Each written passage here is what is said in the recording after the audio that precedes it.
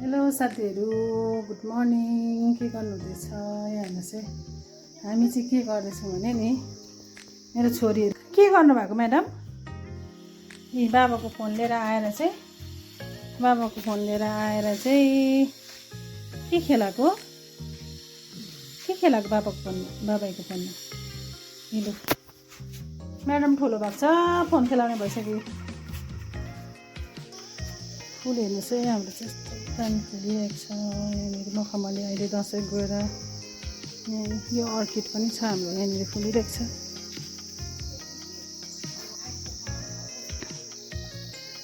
अस्तिको फुल चाहिँ यतिको अझै पनि राम्रो फुलिसकेको छ नि, फुल्दैछ। हाम्रो चाहिँ साग चाहिँ दैलोको ठेलामा छ है, रहेको छ।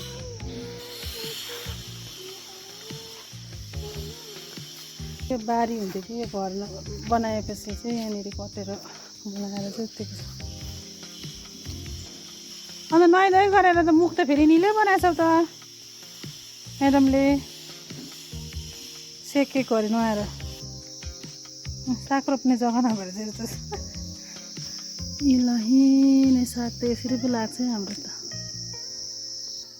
यहाँनिर पनि रोपिरहेको छ भर्खर, सिमीहरू मात्रै छ। त्यो चाहिँ फुली अस्ति एकपल्ट चाहिँ सोत्राम मरेर कति कुखुरा थियो मेरो। अन्डा पनि दिनमा 8वटा 9वटा टिप्दै थियो हो, यति बिना फोहोर थियो। सबै मरेर अहिले भर्खर ल्याइरहेको छु। यहाँ 4टा हुनुपर्ने थियो, एउटा कहाँ गयो? 4टामा फेरि ल्याएकै दिन एउटा चाहिँ खाइदिइहाल्यो। यतापट्टि पनि त्यो फोहोर, यहीँ कुखुरा हुन्थ्यो, यहीँ वरिपरि कुखुरा थियो, सबै खायो। उयो बेसनले मऱ्यो। फेरि ल्याएको छु नयाँ। अब यो पनि अस्ति ल्याएकै दिन खाइदिइहाल्यो एउटा त हो। हाम्रो बाख्रालाई चाहिँ आमाले बिहानै यो खोल्नु दिँदैन, दिनभरि कराउँछ भनेर कि बन्द गरिदिइरहेको छ। 2जना यी आमा र छोरी छ, 2जना मात्रै छ। 2जनालाई घाँस बेसी भएन नै, गाईलाई जत्तिकै घाँस हुँदैन। सफा सुग्घर गरिसकेको कि सुरु गर्नु भइहालेछ म्याडमहरूले हो। यी सुरु गर्नु गाडीमा लागिहालेछ सोफामा हो।